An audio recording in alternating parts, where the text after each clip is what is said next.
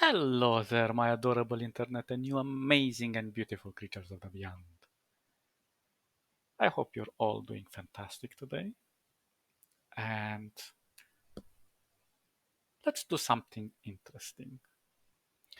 Let's talk about knowledge in general. How do we acquire knowledge? Because, I don't know, uh, I see a lot of tutorials online. And for example, right now, I'm still learning to digitally paint because I'm curious. It's something that I always wanted to do.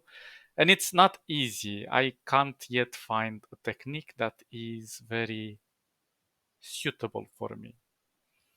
And I've seen so many tutorials and so many things, and I realized one big problem is that people tend to give you like a big word salad in front of you and expect it to digest it and then just remember it while you're doing your own thing.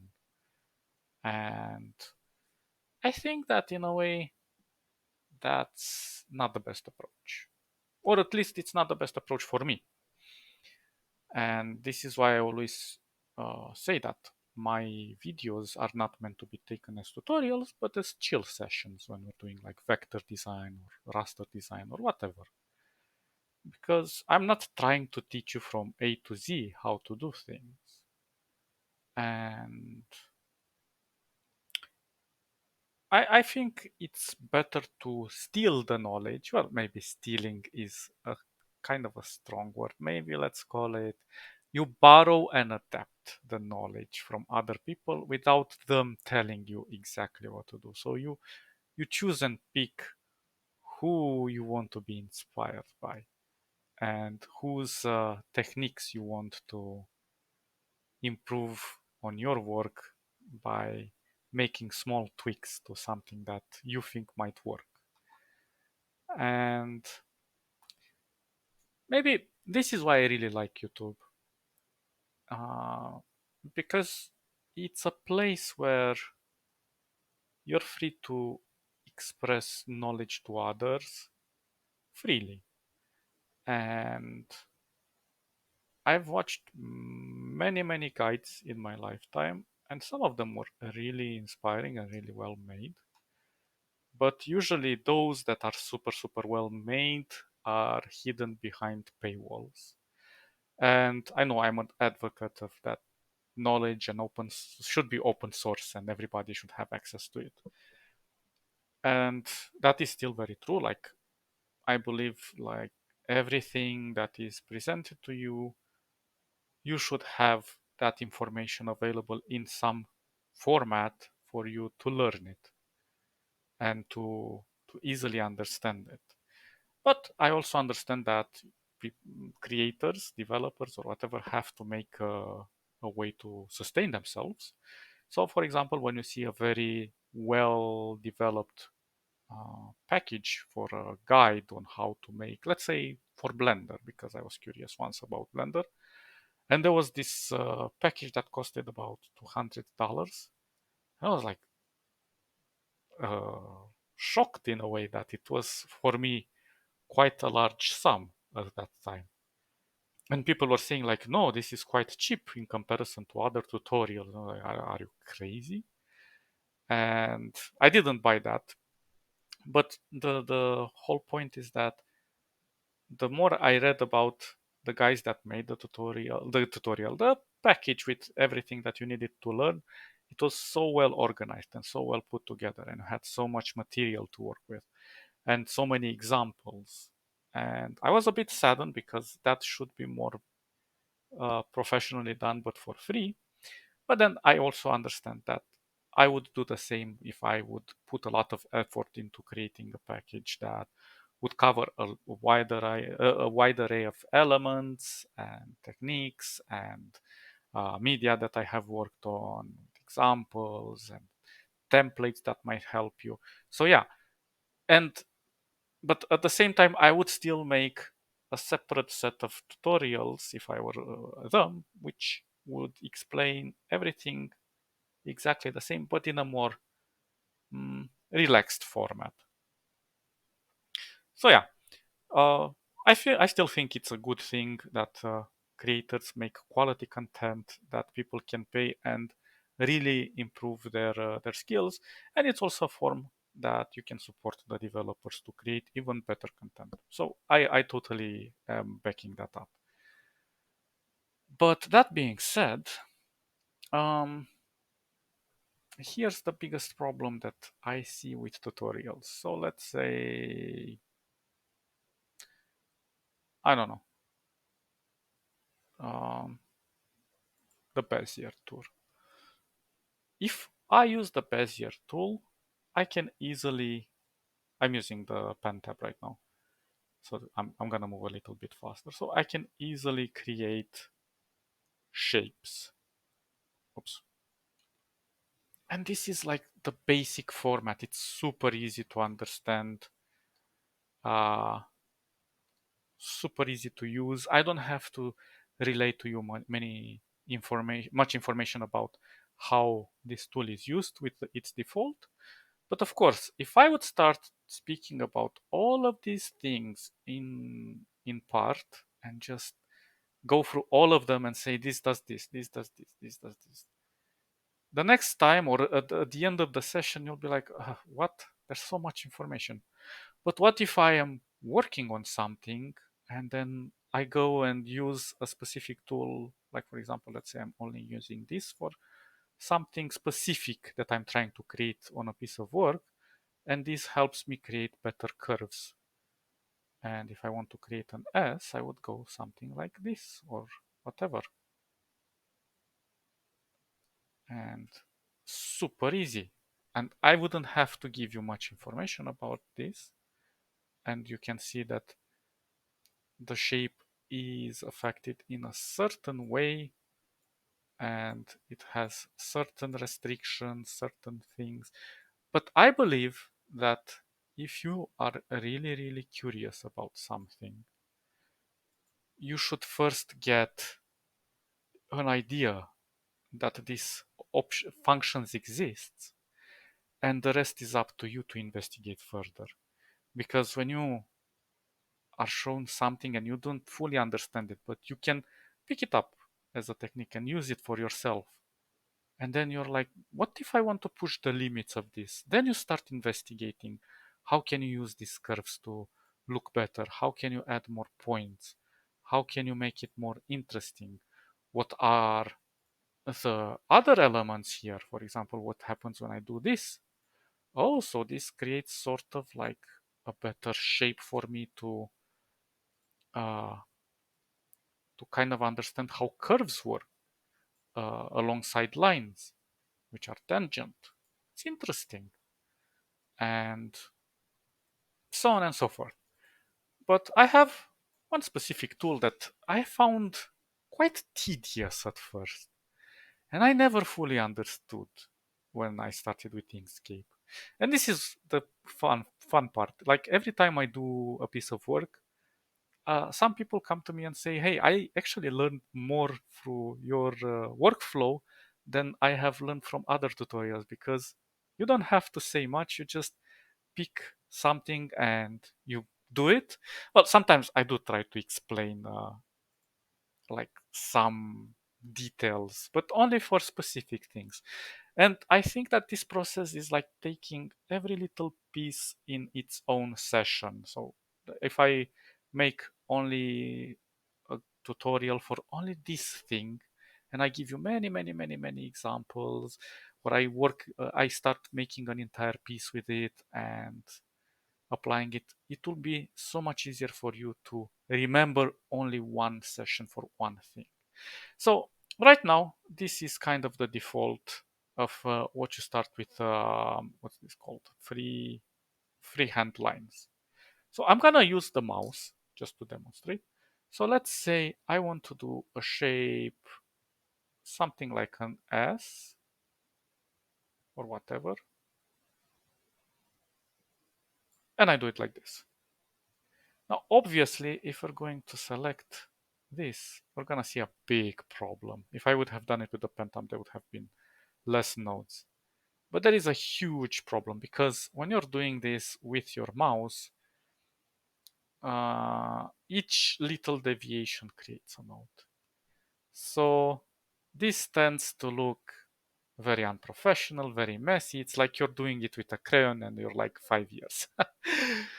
5 years young, which is still beautiful and nice, but I think we can do better.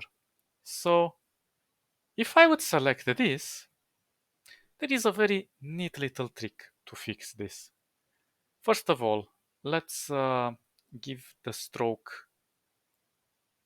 a color and make it a bit wider. Let's say a 15. And now we can see the deviation much better. But how would I fix this? Well, a very simple trick is to select this, go to path, and then you have simplify. There are other ways to do it, but this is the fastest way. So it's Control L, correct? I press it once. You see that we get a tiny better result. But if I continue pressing Control L, we're getting better and better and better and better and better. You can push it to the max, how many times you wish. And I think this is a pretty decent thing. Now, obviously, you're still having interruptions. And a very quick way to fix this is to select everything and tell it to be this type of node, which makes the node symmetric. Basically, right now we have asymmetric nodes because we can move them individually, and this node does not affect this one. But if I select this, bam, when I move this, the other one moves as well. And we have created a very fast, we still have to make a few uh, modifications to make it look more curvy.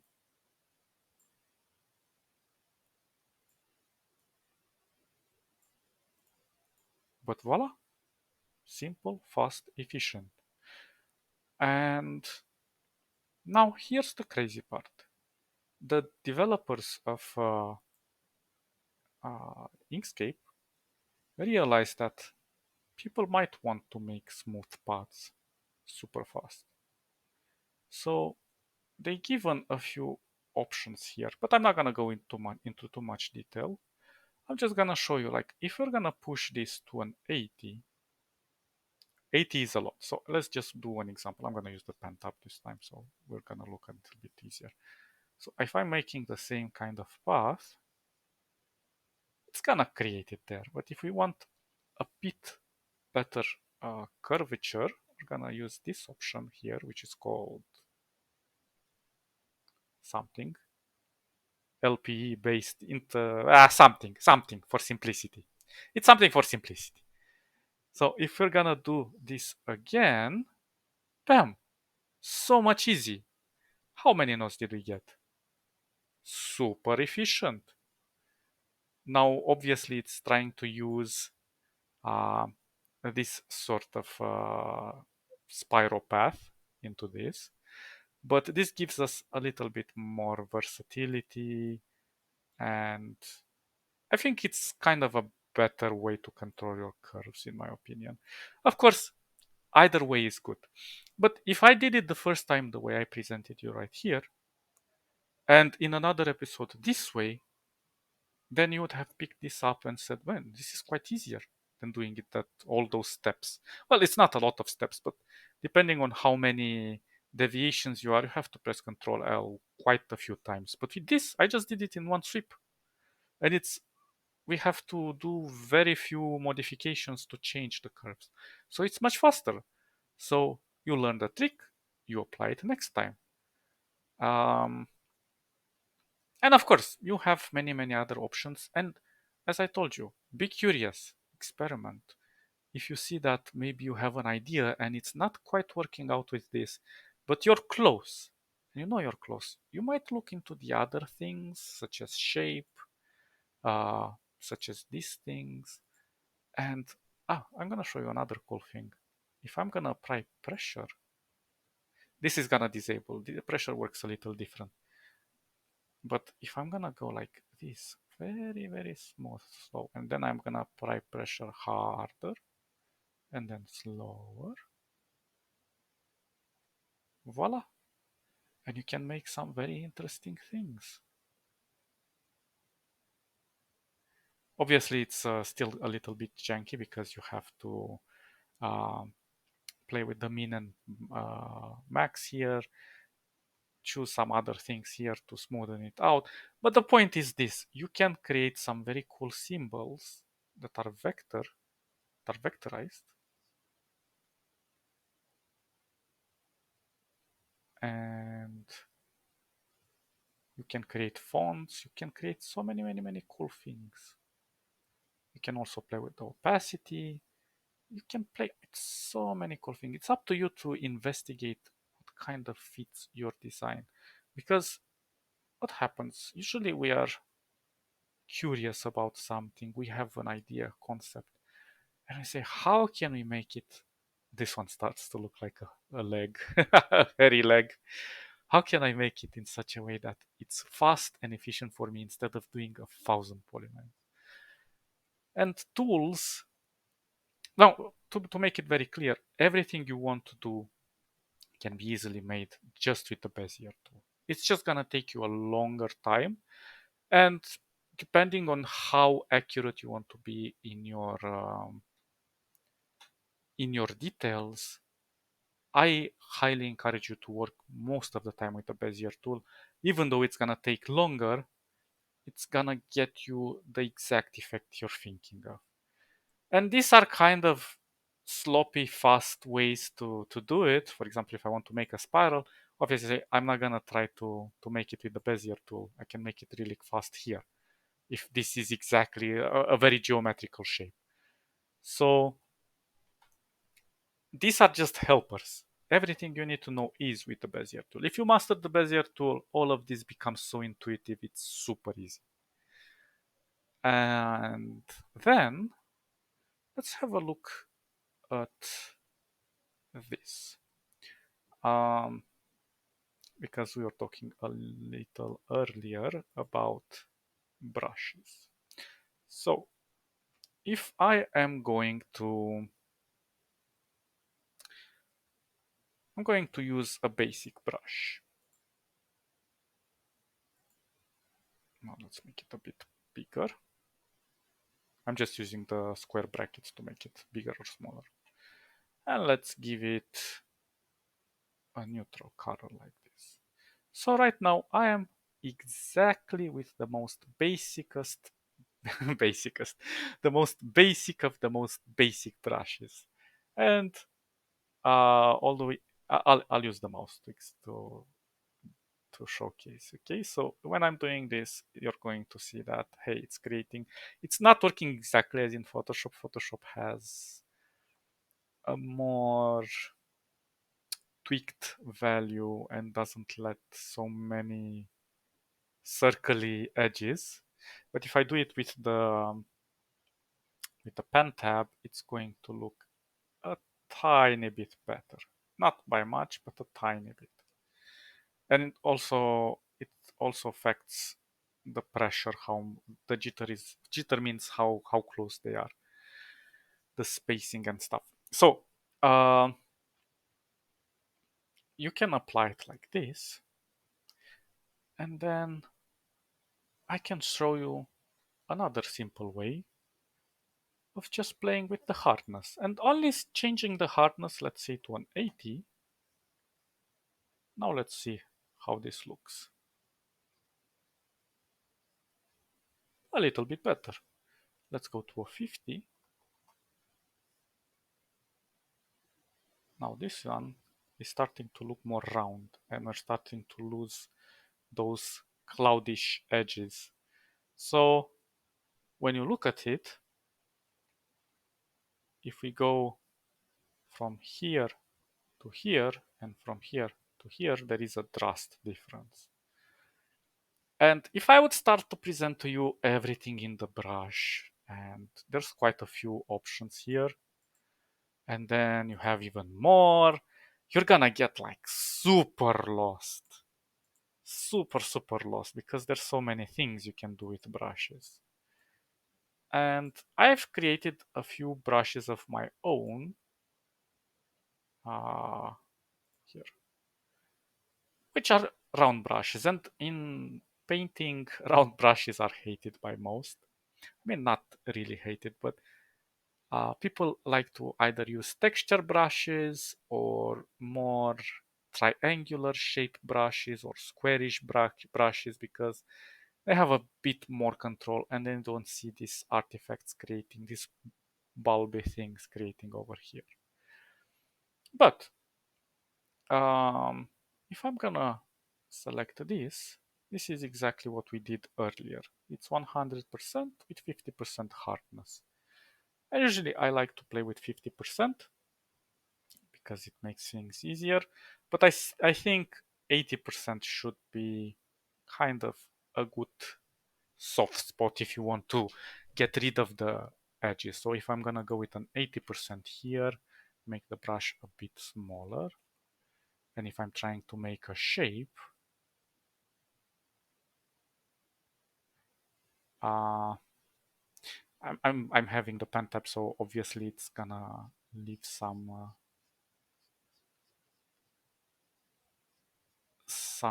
blur, opacity off because of the pen pressure.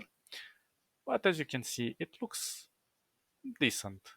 Not perfect, but decent. And for a start, it is okay. Let's say we're making this. But if I would make the same with 100%,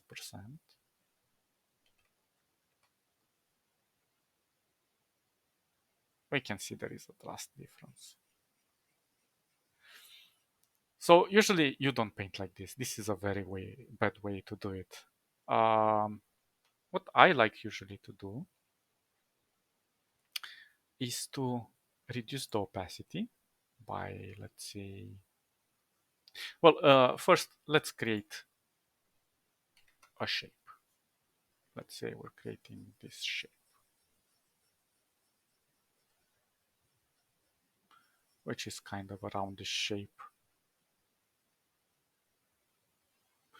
Okay.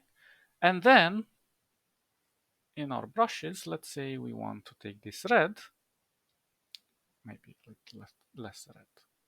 And I'm going to use this brush which only changes the opacity to 40 and the flow to 40. And the hardness keeps it to 50. Now, basically, what this means is that every time I do this, it adds a coating of paint. And no matter how many times I go over it, it's not going to make it any redder. But if I stop, I take my pen off the tablet and I come again and do it over, it's going to add another layer.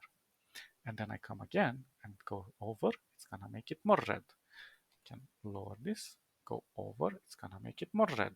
Over, it's going to make it even more red. So I can make this to build up color. Now, obviously, it's still looking a bit weird. And I'm not trying to be perfect here.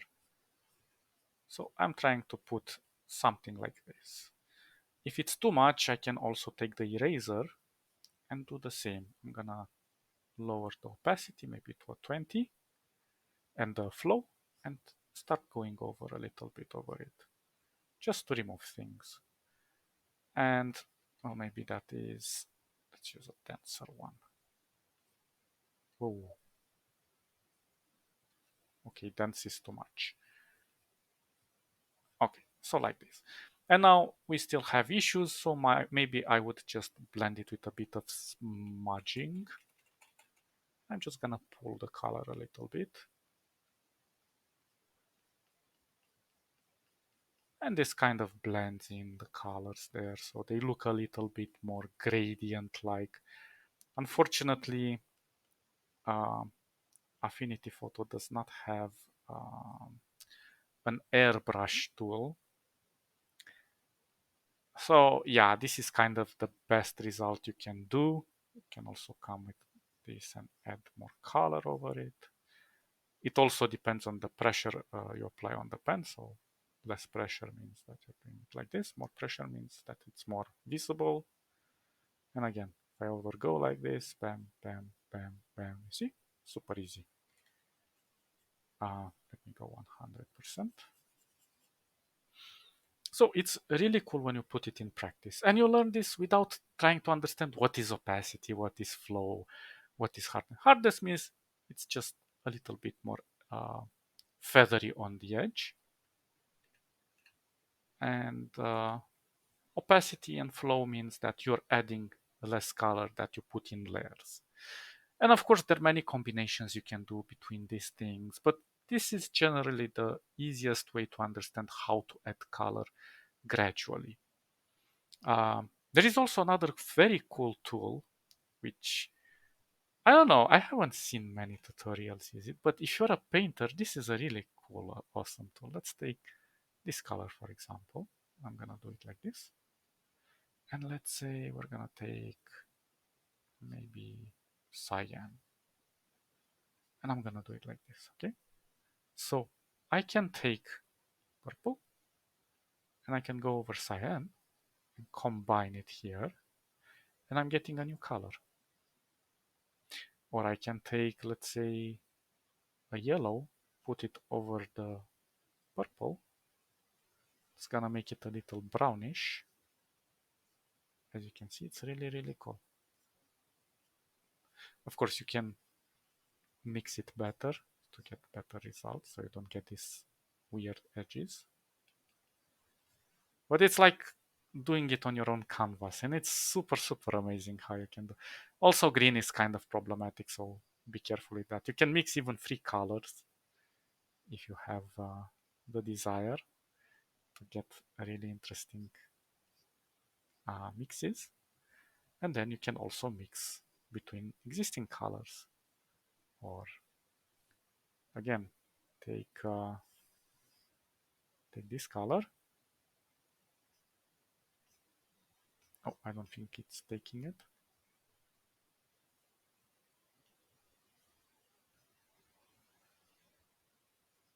And mix it back with this, and then you can do new things. So yeah, really, really, really cool things you can play around with. Just be careful not to mix too many things like this, because then you're gonna get an earth color and they're mute and muddy. So you have to add a little bit more color to it. And then if you go over the red, oh, that looks horrible. Okay, we messed it up. We don't know what we're doing anymore. Ah, that looks awesome. Yeah, a true artist. Let me sign myself as a panda that doesn't know how to paint. But still, so learn in the moral of the story is like learn in small increments and try to borrow techniques rather than learning what the tool does entirely just for one tutorial, because there's so many cool things that are very situational. You will never use all of the tools in one project or one single design or whatever you're doing, regardless of software. You're always going to use the basic ones, which in this case would be the brush, and the rest, like the clone tool or the smudge tool or the in painting brush tool, or even the flat, well, it's the bucket tool. I don't know why they call it the flat fill tool. It's not a flood, it's a bucket. And gradient and so on. They're very situational. Most of the time you're just gonna paint simply with this. Very simple, very easy. Also, very interestingly, if you reduce the size of the brush, the color becomes more dense. So you can do some pretty cool things that look 3D-ish with kind of a gradient feel to it. You just have to be a bit patient and it would look really, really awesome. So yeah, I don't know what that is, but whatever, you'll get the idea. Hope you enjoyed our little mental session here, and if you ever learn something, share it with others, including myself. I'm always curious to learn new things. You guys stay awesome. I'll catch you in the next episode. Bye.